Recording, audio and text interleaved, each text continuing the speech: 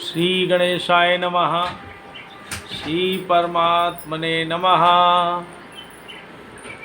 वसुदेवसुतं देवं कंसचारूणमर्दनं देवकी परमानन्दं कृष्णं वन्दे जगद्गुरुं। कृष्णं वन्दे जगद्गुरुं। मंगलभावान्या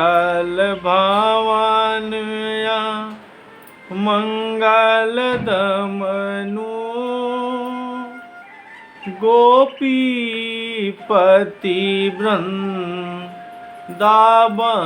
रमनु। गोपीपतिवृन्दावन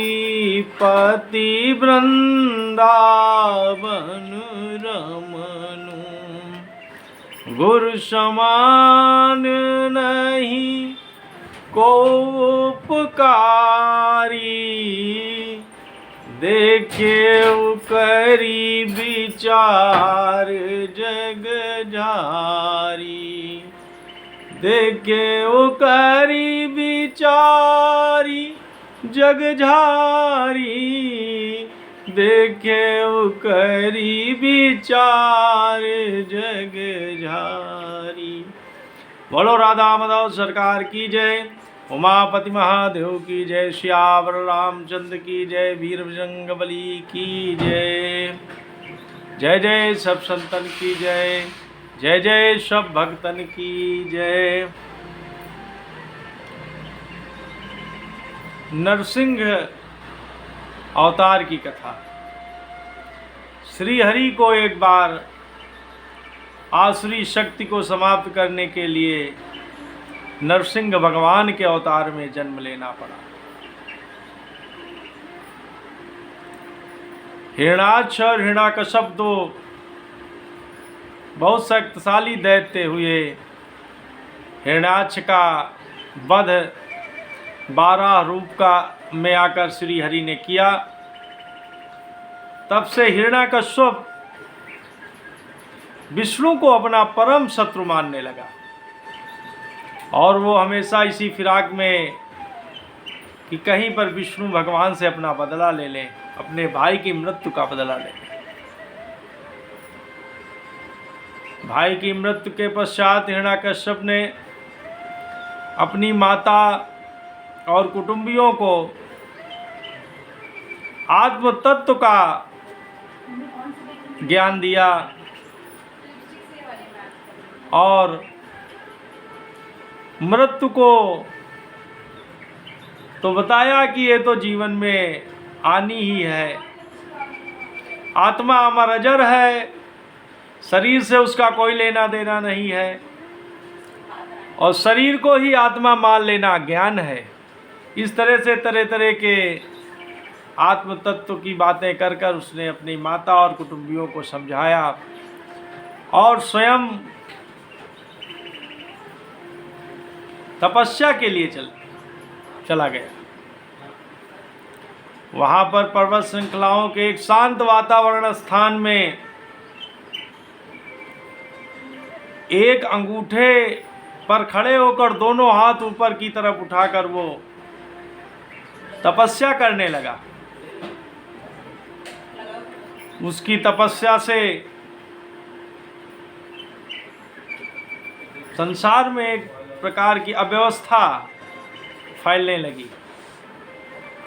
तब सब लोग ब्रह्मा जी के पास स्तुति करने गए कि ये देखिए ये अवस्था का क्या कारण। तो ब्रह्मा जी ने देखा कि हिरण्याकश्यप अत्यंत घोर तपस्या में लीन है, उसी की वजह से ये सब अव्यवस्थाएं हो रही। तब ब्रह्मा जी हिरण्याकश्यप के पास आए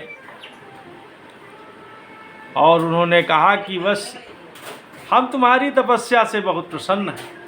इस तरह की तपस्या तो किसी ऋषि मुनि ने नहीं पहले ना की है और ना बाद में कर। देखिए तुम्हारे शरीर को तो कीड़े मकोड़े खा गए तुम्हारे प्राण तो हड्डियों के सहारे टिके हुए हैं। और उन्होंने अपने कमंडलों से जल छिड़का तो हिरण्याकश्यप का शरीर पहले की तरह फिर स्वस्थ हो गया। और ब्रह्मा जी ने कहा कि हम तुम्हारी तपस्या से खुश हैं, हमसे वर मांगो।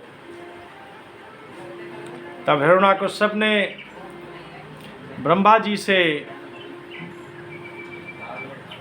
कई वर मांगे कि आपके द्वारा बनाई हुई सृष्टि में मैं किसी जीव से न मरूं, दिन में रात में न मरूं, भीतर बाहर न मरूं, आकाश में पृथ्वी में न मरूं, आपके बनाए हुए किसी मास में न, 12 मास जो बनाए उसमें किसी में न मरूं।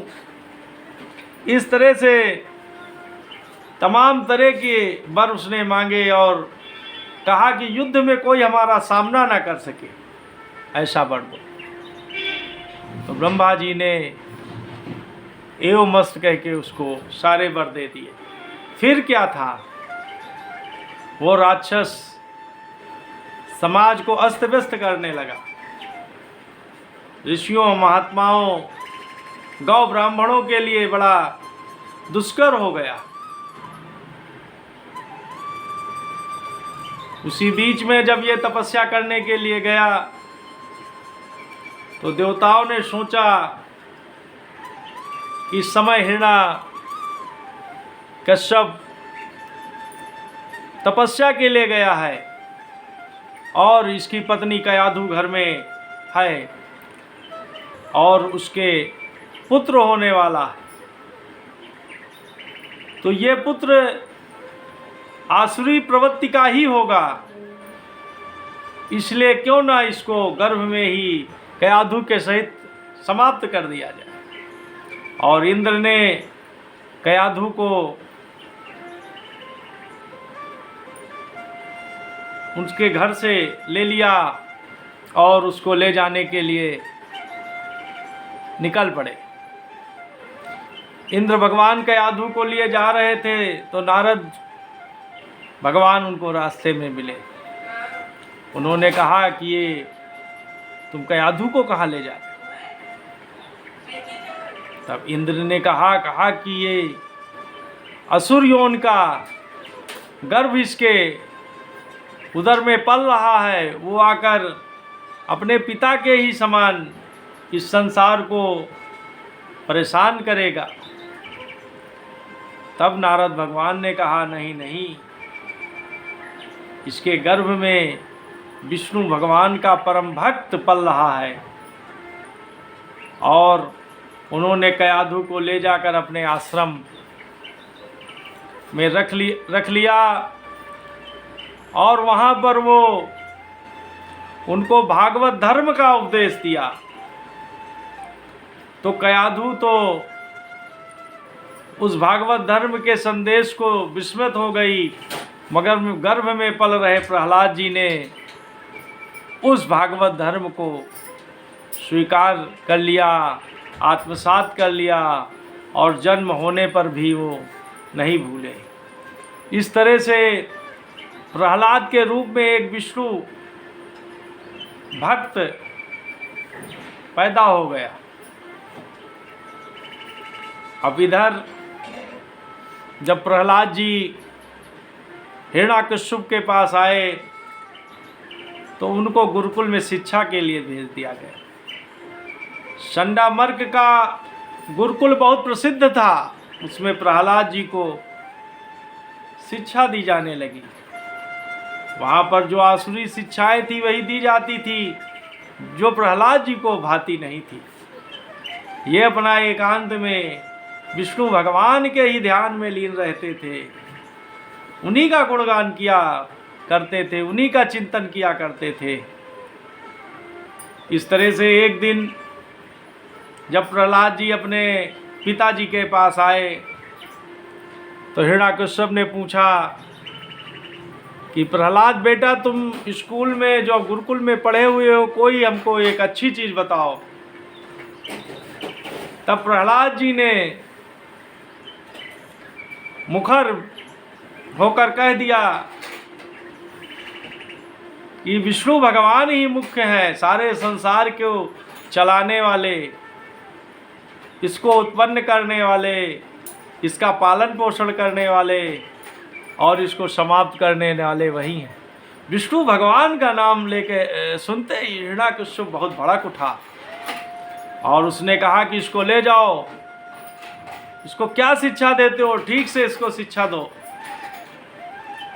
इस तरह से गुरजन लोग उसको गुरुकुल में लाए और उसको बहुत बहला फुसला कर पूछने लगे कि यहाँ तो ये कोई शिक्षा आपको नहीं दी जाती है, ये शिक्षा तुमने कहाँ से सीखी। तब प्रहलाद जी ने भगवत प्रेरणा ही कहा कि भगवान की प्रेरणा से हमको ये सब सारी शिक्षा गर्भ में ही आ गई थी और हम जो कह रहा हूँ वो ठीक ही तो कह रहा हूँ। मगर वो गुरजन सरकारी, राज सरकारी गुरजन थे, इसलिए वो फिर प्रहलाद को समझा बुझा कर पढ़ाने लगे। एक दिन किसी कार्यवश गुरजन कहीं चले गए थे तो प्रहलाद जी के मित्रों ने कहा कि प्रहलाद जी जो आप बातें करते हैं उनमें हमको बहुत आनंद आता है, ये जो गुरु जी बताते हैं इसमें हमको कोई उपयुक्त शिक्षा नहीं मिलती। तो प्रहलाद जी ने कहा कि सत्संग का मार्ग ही सर्वोपरि है और वहाँ पर सब बच्चे एक सुर से प्रहलाद जी के साथ सत्संग में लीन हो गए। जब गुरु जी आए तो उन्होंने देखा कि ये तो बीमारी पूरे गुरुकुल में फैल चुकी है। तब उन्होंने जाकर हिरण्याकश्यप को सारी बात बताई। तब हिरण्याकश्यप ने प्रहलाद जी को मारने का बहुत प्रयत्न किया, तरह तरह के उपाय किए, सांप से कटवाया, पहाड़ों में गिरवाया, नदी पोखरों में डलवाया, आग में जलवाया, मगर किसी भी प्रकार से उनका बाल बांका न हुआ। तब जब बार बार प्रयास करने पर भी जी प्रहलाद जी का बाल बांका न हुआ और वो विष्णु भक्ति में ही लीन होते चले गए, तब हिरण्याकश्यप को एक दिन रोष आया। उन्होंने कहा कि अब स्वयं ही प्रहलाद को समाप्त कर दूंगा। प्रहलाद जी को हिरण्याकश्यप के सामने लाया गया। हिरण्याकश्यप के पूछने पर पुनः प्रहलाद जी ने पुनरावृत्ति किया और विष्णु भगवान को ही मूल कारण बताया। विष्णु भगवान का नाम सुनते ही खड्ग लेकर हिरण्याकश्यप अपने सिंहासन से कूद पड़ा। बहुत जोर से भयानक आवाज हुई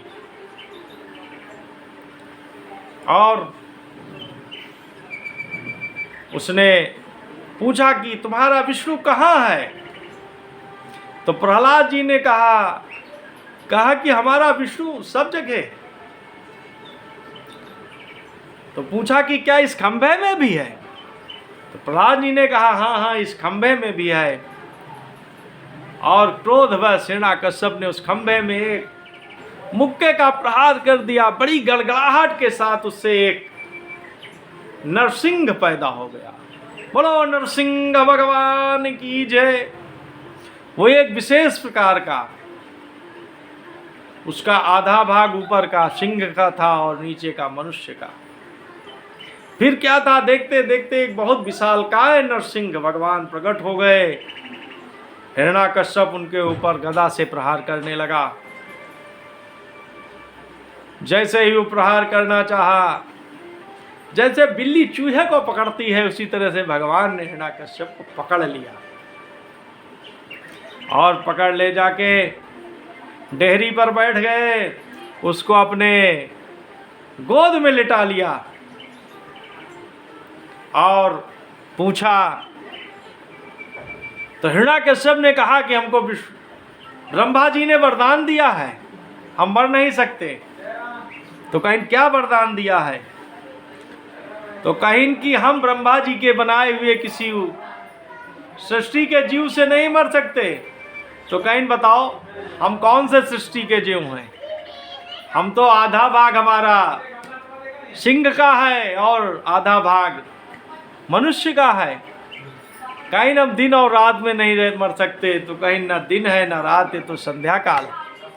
कहीं हम किसी मांस में बनाए हुए नहीं मर सकते, तो कहीं इसीलिए हमने पुरुषोत्तम मांस का निर्माण किया हुआ है। कहीं कोई अस्त्र शस्त्र से नहीं मर सकते, तो कहीं देखिए ये हमारे नाखून न कोई अस्त्र हैं न शस्त्र हैं।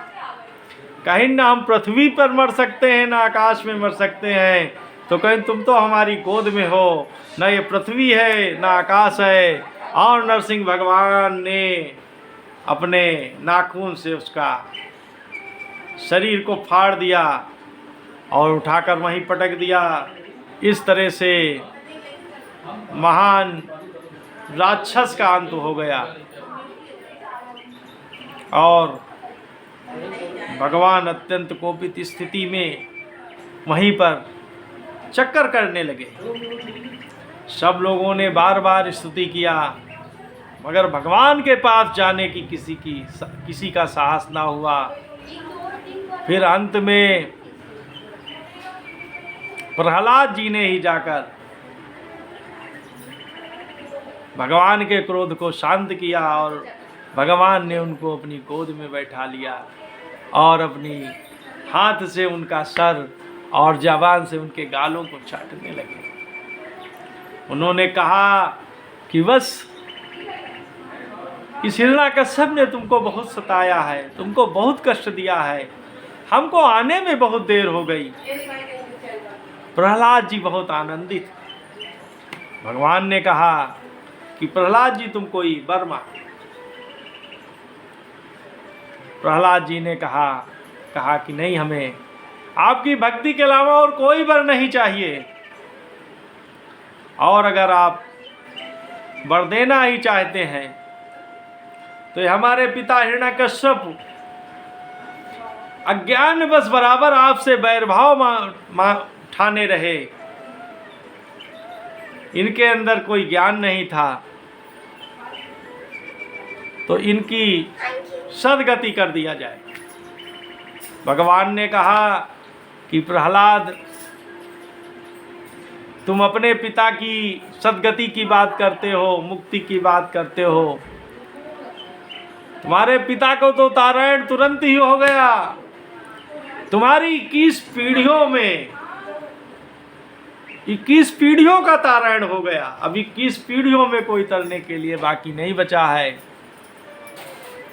बोलो नरसिंह भगवान की जय, प्रहलाद भक्त की जय। योगेशं सच्चिदानंदं वासुदेवं व्रजप्रियं धर्म संस्थापकं वीरं कृष्णं वंदे जगद्गुरुं। श्री कृष्णं वंदे जगद्गुरुं।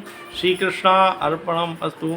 नमो पार्वती पते। हर हर महादेव।